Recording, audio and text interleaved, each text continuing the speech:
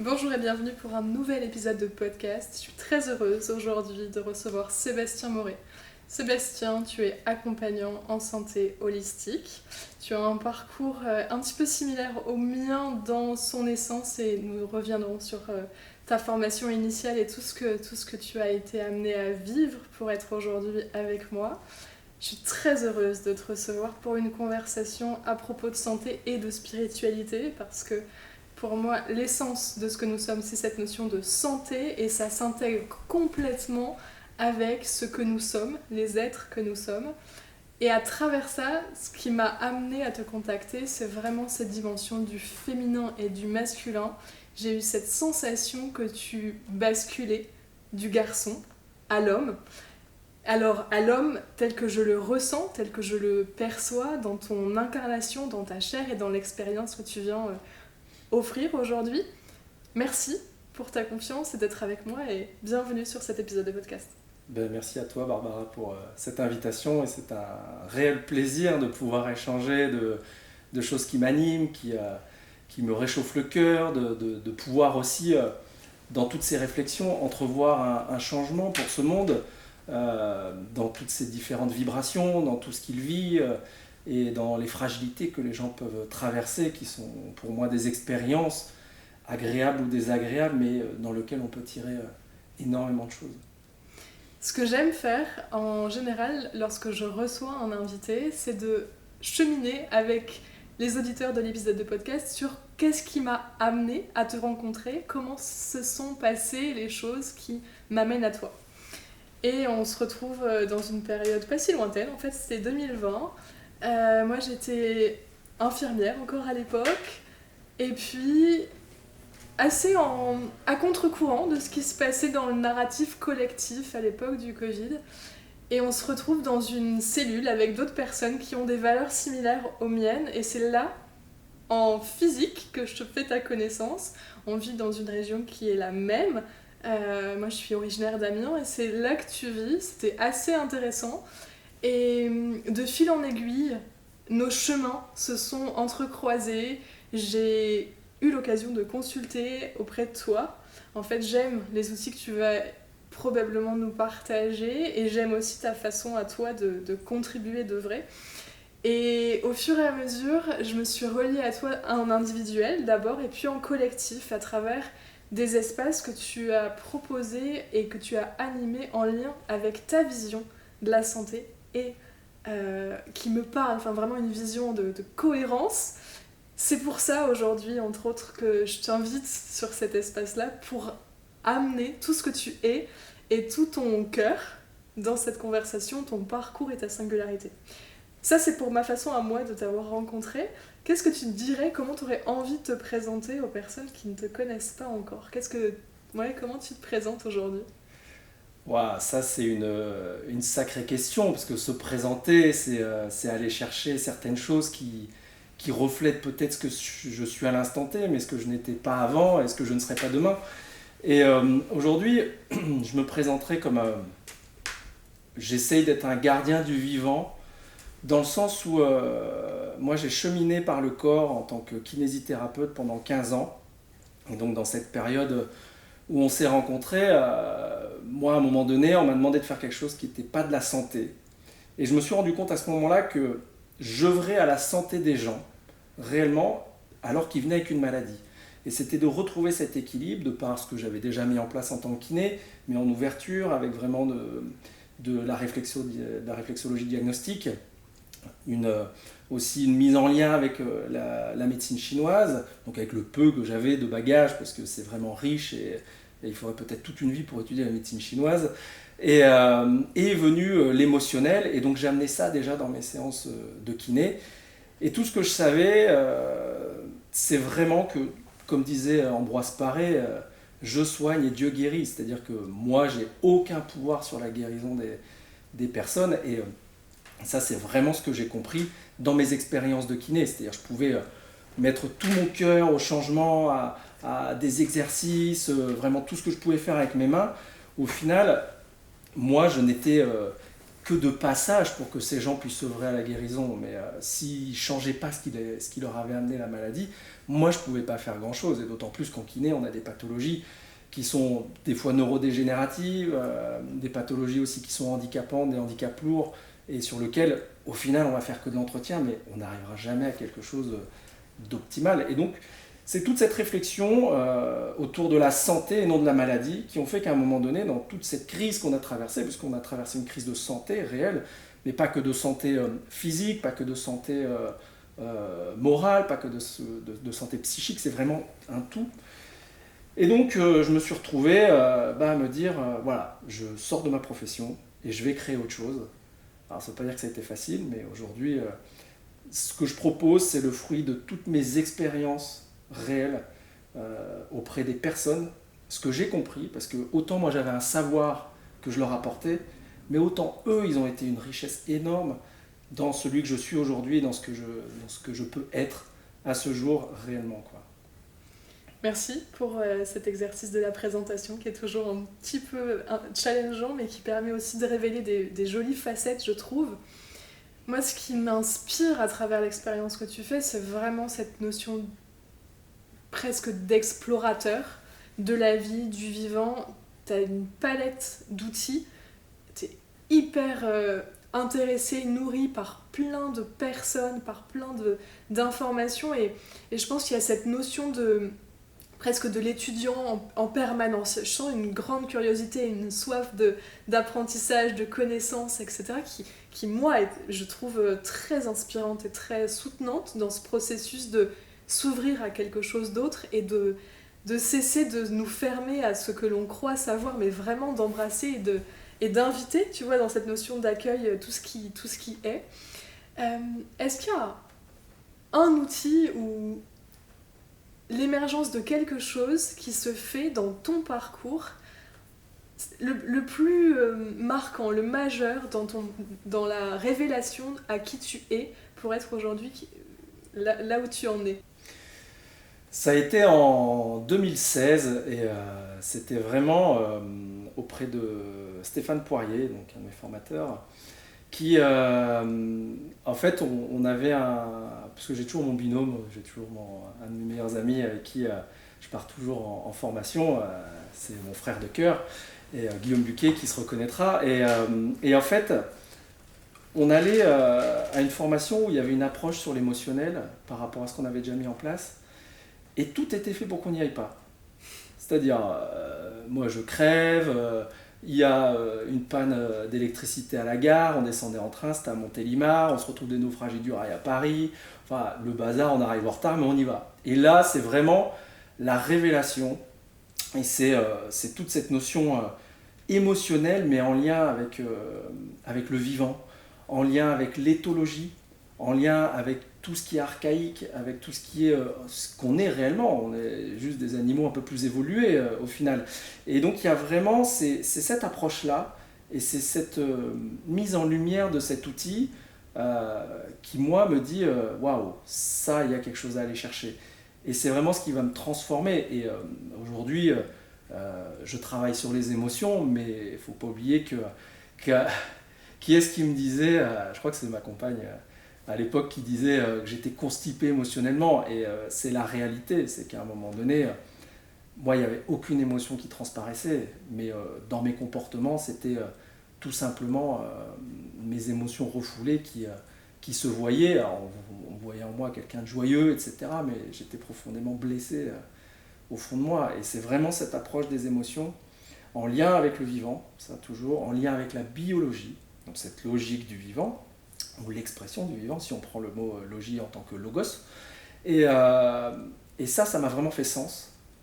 Et là, je suis allé chercher ce qui, dans l'invisible, existait et qui se traduisait dans le visible. Donc, c'est-à-dire cette émotion qu'on ne peut pas palper, elle est présente. C'est à un moment donné, je vois quelqu'un, waouh, il se passe des choses dans mon corps, mais il n'y a rien eu. Il n'y a pas eu à mort, il n'y a pas eu... Non, il s'est passé quelque chose.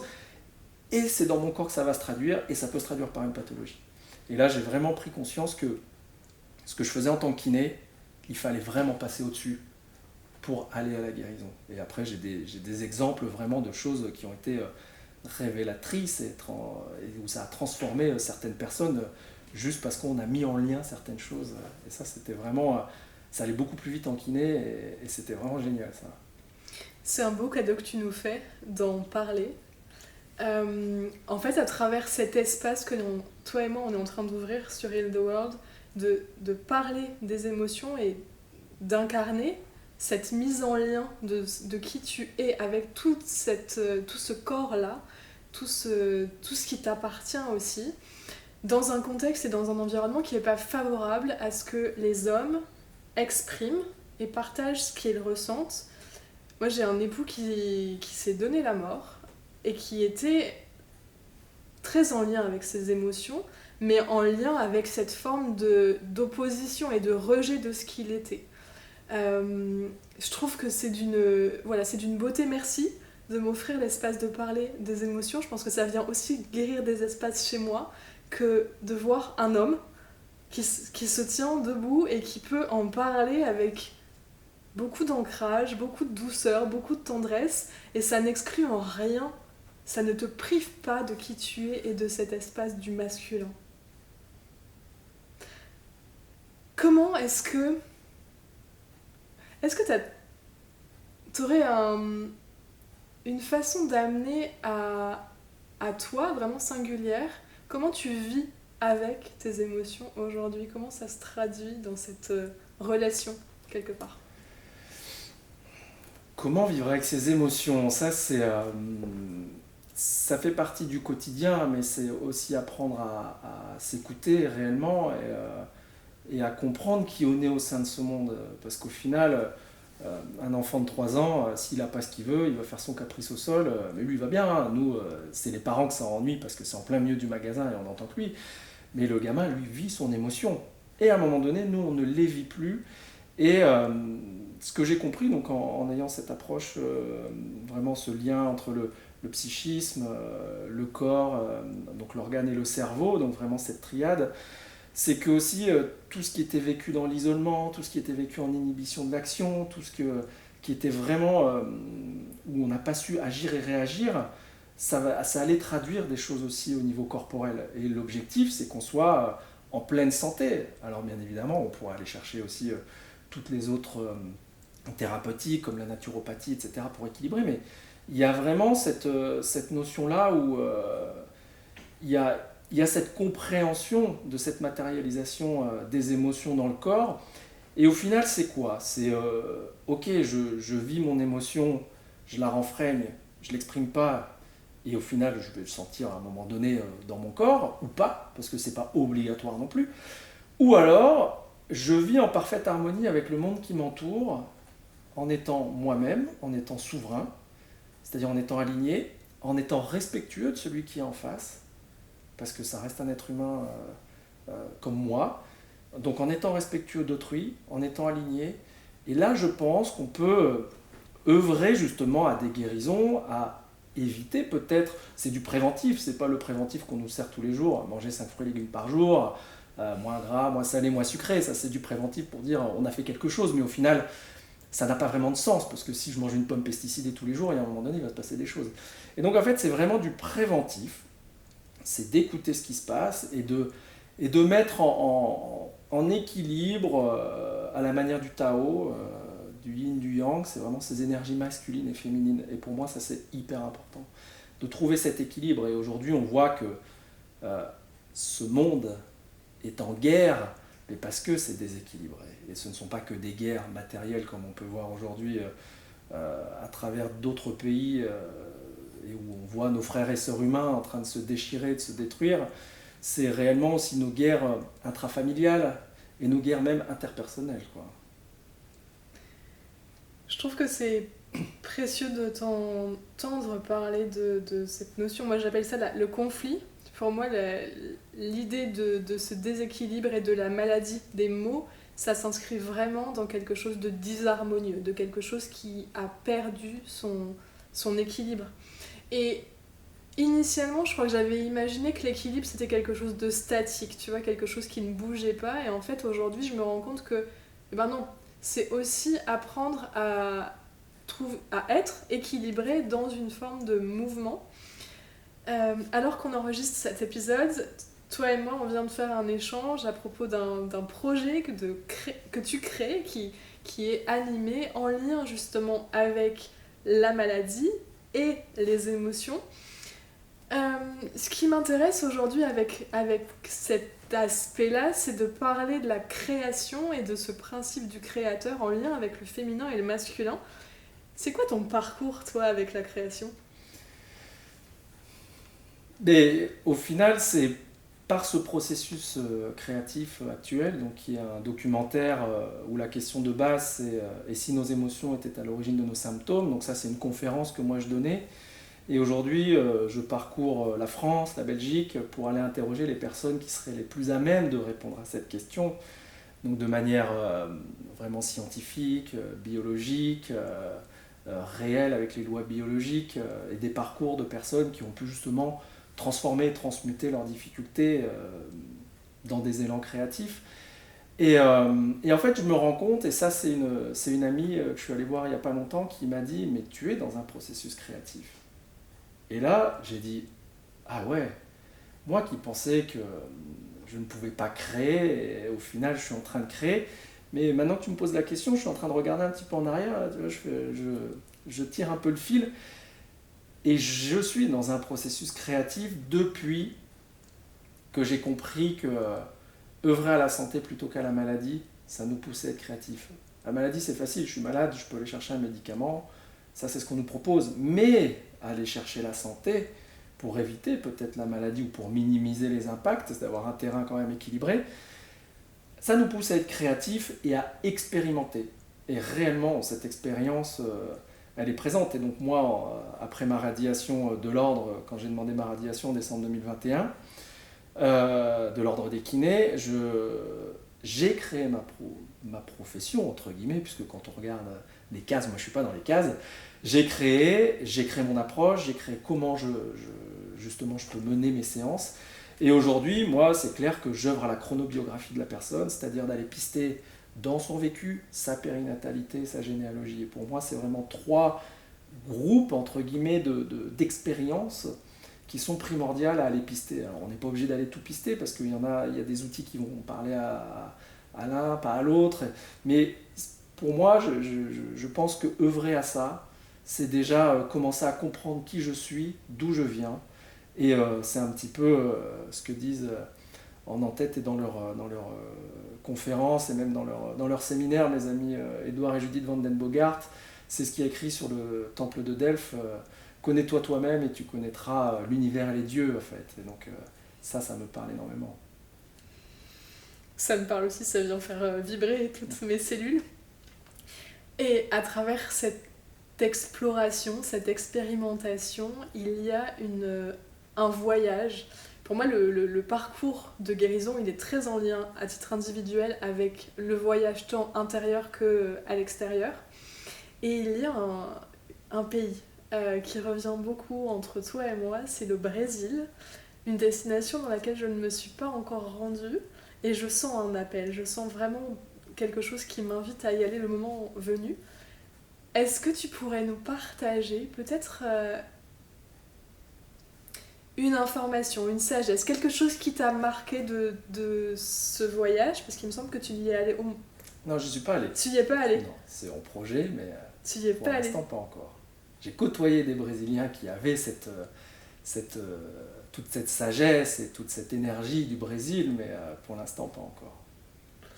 Et est-ce que, alors à travers ces rencontres et les personnes qui sont dans ton champ énergétique, jusqu'à la musique aujourd'hui qui va probablement accompagner le projet de création que tu as, qui est enveloppante, il y a vraiment cette énergie qui est présente. Dans le podcast, moi je sens qu'il y a là où nous sommes, il y a la France, il y a le Canada aussi qui s'est invité, et le Brésil.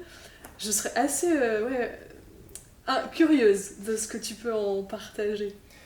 Alors, moi, l'expérience que j'ai avec le Brésil, c'est vraiment le peu d'expérience, parce que, attention, je ne vais pas non plus dire que je connais, pas du tout, je ne suis pas allé, mais sur les personnes que j'ai été amené à rencontrer, il y a vraiment cette sagesse. Et c'est surtout qu'on devrait s'inspirer, nous, dans nos sociétés occidentales, de la sagesse des peuples premiers, et au Brésil, il y en a encore énormément, notamment dans la forêt, et toute la sagesse qu'ils ont depuis des millénaires, en fait, et que nous, on cherche à, à réprimer, à détruire en détruisant leur forêt, donc détruire leur environnement. En fait, on est ces hommes surpuissants, ces êtres humains surpuissants qui voulons contrôler le vivant, alors que eux œuvrent avec le vivant. Et c'est vraiment, dans ce que j'ai compris aussi, c'est d'accueillir tous ces règnes du vivant qui font partie de nous, ça fait partie de l'évolution, qu'on aille de l'astral jusqu'à aujourd'hui l'homme, le stade humain, et donc il y a vraiment, donc en passant par le minéral, le microbactérie viral qu'on cherche à éradiquer en permanence, surtout aujourd'hui, c'est ce qu'on voit, le mycélial, qui est vraiment ce World Wide Web végétal où les végétaux communiquent grâce à ce système souterrain, le règne végétal et le règne animal. Et donc c'est vraiment aussi tout cet accueil. Ils ont des animaux totems, ils ont des plantes qui vont les aider, qui vont les guérir. Il y a des choses, et c'est toute cette sagesse, moi, qui m'amène. Et justement, ce qui me vient, c'est cette énergie de la terre-mère, et donc cette énergie maternelle, cette énergie féminine, qui nous invite aussi, plutôt que toujours d'aller chercher quelque chose dans l'énergie du père, dans l'énergie masculine. Et c'est ce que j'explique à mes patients, c'est que quand on va chercher quelque chose à l'extérieur pour le mettre à l'intérieur, que ce soit un médicament, l'aide d'un thérapeute ou plein d'autres choses, on est toujours dans cette énergie masculine du père. D'accord ? Et donc on est toujours en train de mettre quelque chose de l'extérieur à l'intérieur. Je prends un médicament, voilà, il n'y a pas plus compliqué à comprendre que je prends un médicament, je le mets dans mon corps, il y a une information qui est donnée, il se passe quelque chose. Mais on ne nous invite jamais à aller chercher ce que l'énergie féminine nous dit et nous appelle, c'est-à-dire cette énergie, cette vibration, parce que le mot énergie, on peut tout entendre, et donc je préfère le mot vibration, cette vibration intérieure vers l'extérieur, qui est vraiment cette vibration, cette énergie féminine, cette énergie de la mer. Et c'est ça que moi j'ai compris par l'intermédiaire de toutes ces sagesses et de tout ce qu'ils peuvent amener, de leur expérience et de leur vécu, de vraiment de respect, d'être en lien avec la nature. C'est vraiment ça. Et c'est quelque chose qui est nouveau chez moi, et c'est quelque chose qui m'appelle, et donc c'est pour ça, chaque chose en son temps. Je suis dans un processus créatif pour le Brésil, on va attendre un petit peu, mais on ne sait jamais, peut-être que la vie m'offrira une opportunité bien plus vite que je ne le pense. Donc, mais voilà, c'est vraiment cette notion d'énergie de terre-mère, cette vibration de la terre-mère qu'on oublie beaucoup et qu'on voit aujourd'hui. On détruit le vivant, on va exploiter les animaux, les végétaux, on rase des forêts pour faire des végétaux uniques. Le mycélium, creuser, on l'abîme. Le règne microbactérie viral, voilà, on ne va pas faire de dessin sur ce qui se passe depuis ces 5 dernières années. Et le minéral, pareil, on vient extraire. Et maintenant, on s'attaque à l'astral en envoyant des satellites de partout. Et donc, voilà, l'homme oublie qu'il est au sein de ce règne du vivant. Et ça l'invite aujourd'hui à rééquilibrer un petit peu ses polarités pour être au bon endroit, d'être en harmonie avec tout le monde et non pas être dans les armes au nid, donc notre nid c'est la terre, donc pas être dans ces armes vraiment au sein de ce monde en fait, et d'être en lien avec tout ce qui nous entoure. Pour moi, c'est vraiment aussi ce qui m'a transformé ces dernières années, clairement. Moi, ça m'a touchée quand je me suis reliée à des conférences que tu offrais. C'était de changer de regard à propos des différents règnes et de vraiment m'inclure comme comme étant en lien avec, et de cesser d'alimenter le conflit ou le besoin d'éradiquer quelqu'un d'autre, et par quelqu'un j'entends n'importe quel autre règne, de cesser aussi de me sentir supérieure, une volonté de contrôle. Je pense que je le nourrissais pas, mais en fait je le laissais inconsciemment vivre à travers ce que je nourrissais par rapport à une forme de lutte contre la maladie, entre autres. Qu'est-ce que ça change ? Qu'est-ce que ça change de s'ouvrir à une autre façon de vivre avec ? Ça change tout, j'ai envie de te dire, parce que c'est se reconnecter à qui on est réellement, c'est-à-dire une entité au sein de ce monde, de cet univers. Et on parlait tout à l'heure du chaos qui est créateur en fait. Du chaos sort la création de ce monde en fait, au final, ce Big Bang. avec ce monde, cet univers en expansion. Et nous, c'est pareil. Et là, on est peut-être proche du chaos et ça nous invite justement à avoir un élan créateur, un élan vraiment de créativité, mais de retour aussi à cette évolution qui fait que nous, en fait, on est là depuis peu. Mais l'être humain a quand même des ressources parce que aujourd'hui, il y a beaucoup de choses qui ont été créées pour essayer de comprendre ce monde. Il y a beaucoup de choses qui ont été créées pour que l'être humain puisse aussi évoluer vers la santé, non vers la maladie. Mais ça avance à tâtons, comme si l'énergie masculine était encore là et à nous imposer des choses, à vraiment être dans cette énergie directrice, de combat, etc. Ça, c'est purement masculin. Mais que commençait à émerger un petit peu cette énergie féminine, cette vibration de la mère qui arrivait pour nous dire d'accueillir, d'être en réception des choses. Et quand on reçoit, comme c'est écrit dans la Bible, demande, il te sera accordé. Mais pour demander, il faut d'abord accueillir et recevoir, sinon il ne se passe rien. C'est tellement intéressant ces deux espaces-là. Moi, je suis vraiment symboliquement, cette année, j'ai décidé d'avoir un fil conducteur, c'est celui de la création. Et la création, moi, ce que j'en entends, c'était vraiment de me laisser inspirer par la mer, par la vie, et de mettre en action, donc d'être avec le masculin, et dans cet espace de la mise en action, inviter l'esprit, inviter l'énergie, inviter la mer en présence. Et je sens à quel point c'est complètement différent des expériences que j'ai vécues jusqu'alors. Et ce que j'avais pas imaginé, c'est aussi dans la façon dont j'allais intentionner, dont j'allais me sentir. Je n'ai plus à combler quelque chose, tu vois, je pars plus d'un espace de manque, je pars d'un espace d'abondance, de quelque chose qui est déjà plein, et c'est presque que du plus. Et dans cet espace-là de manque, de plein, je suis assez en lien en ce moment avec des personnes qui vivent des situations en lien avec une addiction, souvent à l'alcool, mais pas que. J'ai aussi d'autres personnes qui sont dans mon entourage. Est-ce que tu pourrais nous parler de ton parcours, de ton expérience vis-à-vis de cet espace de l'addiction et du rapport au manque quelque part? Alors sur cette notion d'addiction, moi je vais déjà parler de ce que j'ai posé aujourd'hui. Donc on parle de processus créateur. J'ai créé justement en toute humilité par rapport aussi à mon expérience et ce lien avec le vivant, qu'on ne va pas chercher un produit addictif par hasard. Donc j'ai créé justement une méthode d'accompagnement de 6 mois qui permet aux personnes de comprendre en lien avec la biologie pourquoi justement ils vont chercher telle ou telle addiction et pourquoi ils ont besoin de ça pour nourrir un petit peu leur corps, leur esprit, etc. Et moi, dans mon parcours, tout à l'heure, on parlait justement que cette approche des émotions m'avait vraiment transformé. C'est que moi, je les renfreignais et je ne les exprimais pas, ou quand je les exprimais, c'était de manière complètement délétère au final, à la fois corporellement et psychiquement. C'est-à-dire que moi, j'ai été en lien avec l'alcool, je sais pas, depuis 16 ans. Et après, il y a eu mes études, donc c'était très festif, et puis ça a continué, et au final, on me disait, ah ben c'est cool, il fait la fête, etc. Mais ce que j'ai compris, c'est que j'étais plutôt en train d'exprimer par l'intermédiaire de cet objet qu'est l'alcool, toute ma souffrance et toutes mes blessures. Et donc ça a été vraiment de comprendre pourquoi j'avais besoin de l'alcool pour arriver à ça. Et si on colle à la biologie, pour l'alcool, si on prend l'exemple de l'alcool, c'est vraiment des situations qui ne passent pas, on est sur l'œsophage, ensuite le liquide va aller dans l'estomac, donc c'est des situations qu'on ne comprend pas, qu'on n'accepte pas.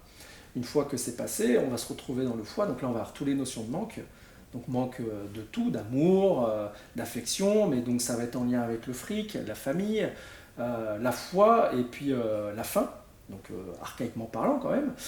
Et on a aussi ces notions avec le système urinaire, donc les reins, dans ces notions de contrôle et de canaliser aussi. Et donc avec des choses, donc c'est vraiment tous ces verbes qu'à un moment donné j'ai commencé à mettre en compréhension et quand j'étais dans mon instant, c'est de vivre, tiens, qu'est-ce que je suis en train de vivre? Et donc, c'est bien d'avoir des outils, mais à un moment donné, il faut les mettre en application pour soi aussi de temps en temps, avec l'aide de personnes, etc. Et en fait, c'est en allant pister dans mon vécu, en allant pister dans ma périnatalité, et en allant pister dans ma généalogie, que j'ai compris des choses, que j'ai mis en lien, que j'ai libéré. Et aujourd'hui, moi, je n'ai plus besoin de cet outil. Et j'ai un ami qui m'a dit il n'y a pas longtemps, mais il est où le Sébastien d'avant, etc. J'ai dit, mais si tu veux le Sébastien d'avant, je suis désolé, mais tu ne le verras plus. Et si c'est lui que tu veux voir, ma foi, nos chemins se séparent. Et donc c'est vraiment ça. Et là, c'est reprendre sa souveraineté. Et dans le titre de ce que j'ai amené de cet accompagnement, c'est vraiment comprendre son addiction en reprenant sa souveraineté.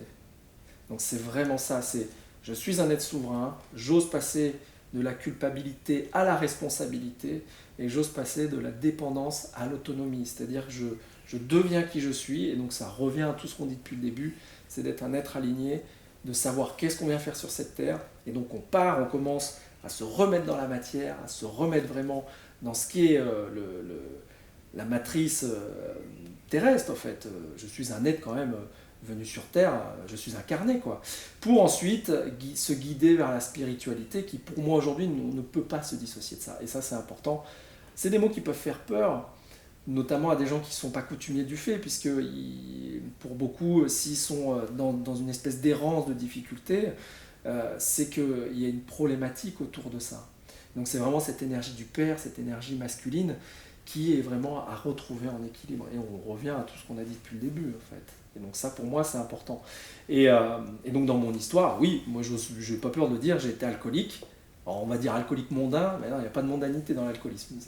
Je bois, c'est pas parce que je vais faire la fête que c'est de l'alcoolisme mondain, non, c'est de l'alcoolisme. Et en fait, moi, je retrouve ça dans mon arbre, partout.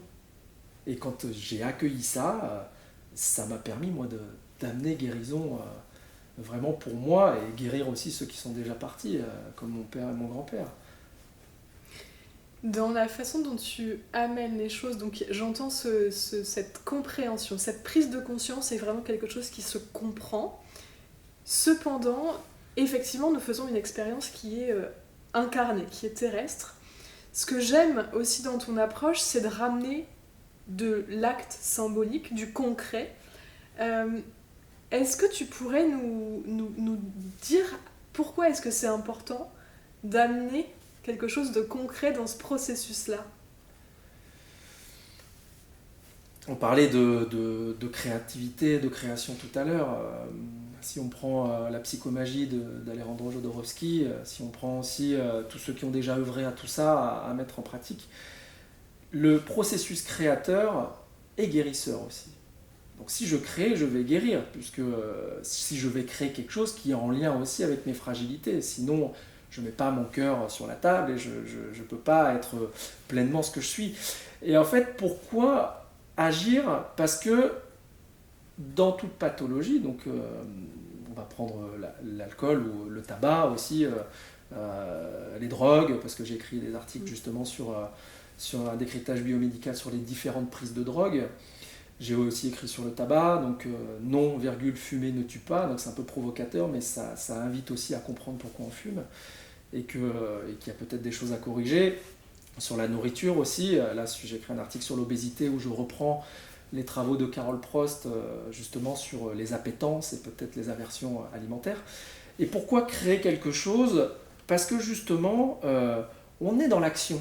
Il ne faut pas oublier que dans cette notion de maladie, de troubles du comportement, c'est qu'à un moment donné, on s'est retrouvé en inhibition de l'action.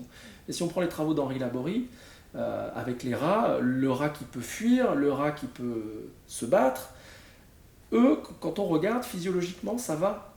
Mais le rat qui n'a pu ni fuir ni combattre, lui, il va finir par mourir. Et quand on ouvre au niveau de son corps, on voit qu'il est rempli de tumeurs. Donc de masse tumorale. Donc il y a vraiment à comprendre ça. Et nous sommes des animaux évolués, hein, faut pas l'oublier. Donc il faut écouter cette science et comprendre qu'à un moment donné, si on est en inhibition de l'action, on va matérialiser quelque chose. Et donc pour changer cette matière, il va falloir créer quelque chose, parce qu'à un moment donné, j'ai pas su le faire et je me suis retrouvé complètement inhibé, quoi. passionnant. Je sais que je serai capable de te poser encore un tas de questions, mais pour cet espace-là, ce que j'ai envie de te proposer, c'est de partager, si tu as quelque chose de, voilà, un message ou une information que tu as envie de transmettre avant de nous partager la façon dont on se relie à toi et à tes activités. Alors, on en parlait tout à l'heure, et il y a vraiment dans cette notion d'expérience et que vient faire l'homme sur Terre, donc l'homme avec un grand H. Tu parlais de création, et si on prend la création, voilà, on a Adam et Ève, et justement j'aime beaucoup la façon, l'approche de ça d'Annick de Souzenel. Et en fait, elle dit, parce qu'elle a retraduit la Bible de l'hébreu, et qu'en fait dans la traduction c'était écrit que Ève vient de la côte d'Adam. Ce qui est quand même quelque chose qui donne, et ça invite le monde à changer, parce que ça, dans cette traduction-là, ça donne l'homme tout-puissant. C'est lui qui crée la femme, etc. Et en fait, dans sa traduction, elle sait non. Ève, c'est l'autre côté d'Adam. Et quand on écoute un petit peu et qu'on regarde cette traduction, l'homme avec un grand H, c'est l'Adama. D'accord ? Et donc on va avoir l'Adam, qui est le masculin, et Ève, qui est le féminin. Et donc, l'homme avec un grand H, dans sa puissance spirituelle, a cette polarité masculine et cette polarité féminine. Et c'est ce que j'aime à dire, et tu as dû l'entendre dans les rencontres que je peux donner, c'est que on reproche à la femme d'avoir cueilli la pomme de l'arbre, le fruit défendu, de l'arbre de la connaissance, par le vil serpent qui est juste, en fait, on regarde ce vil serpent qui se retrouve sur tous les caducées, qui n'est pas un vil serpent, qui lui nous invite à cette connaissance. Et donc c'est Ève qui donne la pomme à Adam. Adam croque dans la pomme et donc l'homme avec un grand H devient mortel. Mais il rentre dans cette notion d'expérience, il rentre dans la connaissance, donc naître avec, à partir du moment où il devient mortel. Parce qu'Annick de Souzenel, elle dit, que ce soit une maladie ou tout ce qu'on vit, il faut mourir à l'ancien pour renaître au nouveau. Et donc ça nous invite aujourd'hui à ça, à retrouver ces polarités, à équilibrer tout ça, à éviter ce masculin délétère. Et aujourd'hui on voit qu'on veut se débarrasser de l'homme blanc avec des énergies féminines qui sont en fait en croyance de ce féminisme qui en fait est en énergie masculine. Alors c'est très bien ces combats-là, mais on est dans des combats, et les combats c'est l'énergie masculine. Or si elles apprenaient aux hommes à accueillir un petit peu, parce qu'elles ont ça en elles, mais nous aussi en tant qu'hommes on l'a, à accueillir un petit peu tout ça et de retrouver cette polarité plutôt que d'avoir l'homme au-dessus et la femme en dessous, il y aurait un changement dans ce monde. Et je lisais donc quelque chose qui n'avait strictement rien à voir, c'est dans le livre de Drawdown de Paul Hawken, donc comment on pourrait au niveau écologie retrouver un équilibre. Et dedans, il y avait l'éducation des femmes, et moi ça m'avait beaucoup marqué. Et pourquoi ? Parce que quand on éduque un homme, on éduque une personne, quand on éduque une femme, on éduque une famille. Et donc, mesdames, et moi je le dis mais sincèrement, vous êtes celles par qui le changement va arriver. Et moi je le vois dans les personnes qui viennent aux conférences, aux rencontres, c'est toujours les femmes qui sont là. Et les hommes qui ont plutôt une énergie féminine prédominante, d'accord ? Ou alors ceux qui ont été tirés par leurs femmes, ils en viennent écouter, tu vois, c'est intéressant. Et donc c'est vraiment cette énergie d'accueil, parce que c'est grâce aux femmes que le monde va se transformer. C'est grâce à cette vibration féminine et à l'énergie féminine. Et donc moi j'encourage les hommes qui viennent dans mon cabinet aussi à accueillir ça, d'être dans l'accueil, la réception, de se faire confiance et d'utiliser cette vibration vraiment intérieure pour la transmettre à l'extérieur. Et on revient à tout ce qu'on a dit depuis le début en fait. À travers ce partage, cette conversation que toi et moi on a eue, je suis convaincue qu'on peut sentir que l'existence de l'un et de l'autre. Moi je suis vraiment touchée aujourd'hui de pouvoir t'accueillir avec une évidence et un merci. Il y a beaucoup de gratitude aussi pour l'homme que tu es, parce qu'à travers ces ondes-là, à travers ce contenu, il y a des options aussi pour reconnecter avec un féminin qui va bien, tu vois, qui est en santé, qui est sécure, et s'ouvrir à la possibilité que des hommes qui ont fait le chemin, des hommes qui sont libres, qui sont en lien avec leur essence, sont là aussi, et qu'ensemble on œuvre. je voudrais vraiment, à travers les projets que je mène, rétablir du lien, de la création, une co-création. La naissance, c'est littéralement l'expression du masculin et du féminin par le féminin, mais c'est l'ensemble des deux. Et je suis certaine que la santé, en tout cas au niveau collectif, elle sera induite par ce qu'on œuvre ensemble, avec nos complémentarités, et avec l'un et l'autre. Je ne veux plus être un homme. Quand j'étais enfant, je crois que j'avais vraiment ça à l'intérieur de moi. Je voulais honorer mon papa et être un bon garçon. Et aujourd'hui, mais je remercie la vie d'être une femme. Et en particulier, je trouve que je le saisis encore plus sur des inspirations et des échanges comme le nôtre. Merci beaucoup Sébastien pour qui tu es. Et puis merci à la vie de nous avoir remis en lien l'un avec l'autre dans cette temporalité. Comment est-ce qu'on te retrouve? Comment est-ce qu'on se relie à toi si on a envie d'œuvrer et de cheminer avec toi? Alors moi je suis à Amiens, donc j'exerce à Amiens, j'ai mon cabinet qui est situé à mon domicile, donc voilà, la vie m'a mis une maison sur mon chemin en 2019 et il y avait un garage dans lequel il fallait que je fasse des travaux, puis au moment où moi je pose ma radiation, il faut que je fasse quelque chose, donc je transforme ce garage en cabinet, voilà, avec un espace, une salle d'attente, vraiment, et puis un espace qui me convient. Et donc on me contacte directement par téléphone.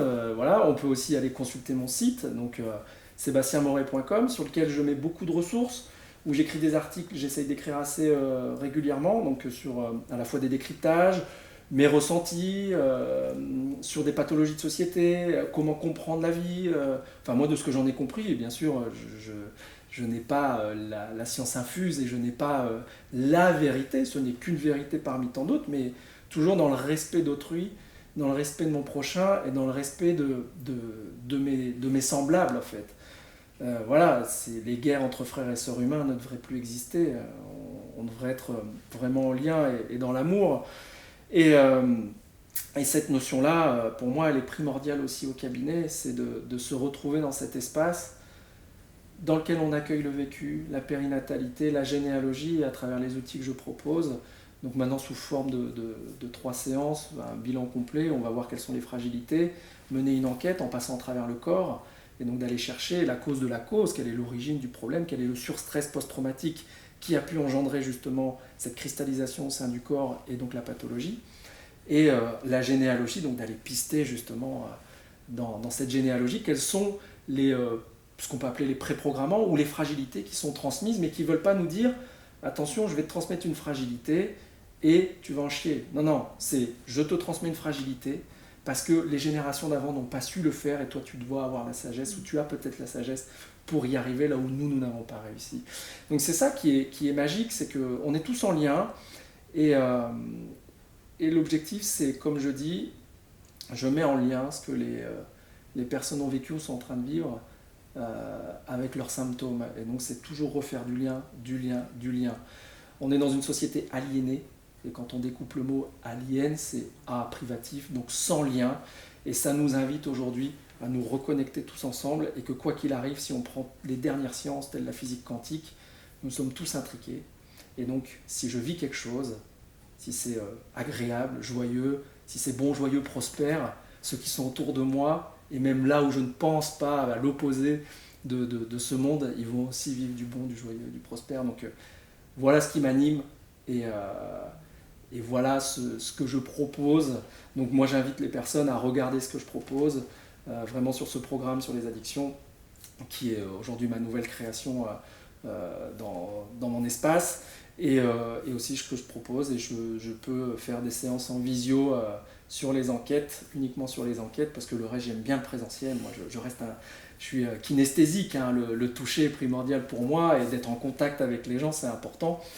Et donc c'est pour ça que j'aime bien accueillir les gens dans cet espace-là. Donc voilà comment on me retrouve, c'est vraiment, et puis sur les réseaux sociaux, mais voilà, tout est sur mon site où les ressources principales sont là-dessus, donc sébastienmoret.com. Je remettrai toutes les informations évidemment en description de cet épisode. Merci infiniment pour ta présence et pour ce lien à travers toi, puis à travers l'existence et entre nous évidemment. Si l'épisode vous a plu, si vous avez envie de nous partager ce que c'est venu susciter, toucher chez vous, je serais très heureuse de répondre à vos commentaires et de faire que cet épisode soit diffusé et que cette façon aussi d'amener le soin, la santé, la guérison prenne le large et qu'elle puisse rayonner et être exprimée. Merci. Merci infiniment à toi, Barbara.